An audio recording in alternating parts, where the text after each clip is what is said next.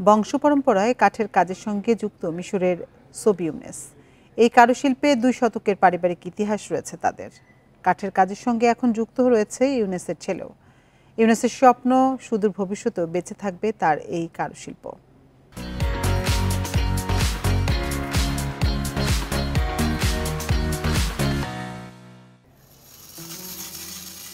কাঠের কাজের জন্য সুপরিচিত মিশরের ওল্ড কায়রোর আল দারব আল আহমার এলাকা।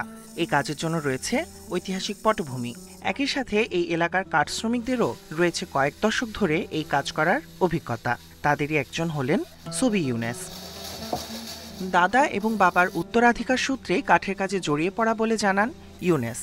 এই কাজে তার পরিবারের রয়েছে ২ শতকের ইতিহাস। রাজধানী কায়রোতে বাবার একটি কাঠের ওয়ার্কশপ আছে বলেও জানান তিনি। মিশরে বিদ্যুৎ সংযোগ আসার আগেই আমার বাবা কাঠের কাজের সঙ্গে জড়িয়ে পড়েন।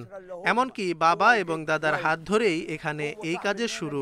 পুরো এলাকার মধ্যে শুধু তাদেরই একটি ওয়ার্কশপ ছিল। বর্তমানে ইউনেসের ওয়ার্কশপটি আল দারব আল আহমার এলাকার অন্যতম কারখানা। কর্মমুখর এই কারখানায় তৈরি হয় কাঠের বিভিন্ন আইটেম। যদিও সাম্প্রতিক সময়ে বৈশ্বিক অর্থনৈতিক অবস্থার কারণে অনেকটাই চ্যালেঞ্জের মুখে তার ব্যবসা, তবে ইউনেস আশাবাদী। শুরুতে এই ওয়ার্কশপে নির্দিষ্ট কিছু জিনিস তৈরি করা হতো, তবে আমি যখন নতুন একটি ওয়ার্কশপ খুললাম তখন কাঠ দিয়ে বানানো যায় এমন সব বস্তু এখানে তৈরি করা শুরু করেছি।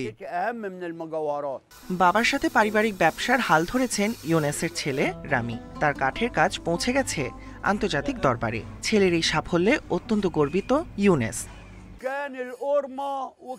আল্লাহ যেন আমাকে দীর্ঘায়ু এবং সুস্বাস্থ্য দান করেন। জীবনের শেষ মুহূর্ত পর্যন্ত আমি কাঠের কাজ করে যেতে চাই। একই সাথে আমি সন্তানদের কাছে বলে রেখেছি তারা যেন পারিবারিক পরম্পরায় এই কারুশিল্প সংরক্ষণ করে। নতুন প্রজন্মকে হাতে কলমে কাঠের কাজ শিখিয়ে যাচ্ছেন সোবি ইউনেস। তার স্বপ্ন এই শিল্পকর্ম প্রজন্ম থেকে প্রজন্ম বেঁচে থাকবে বহুদিন। Tahmid Abrar, independent news.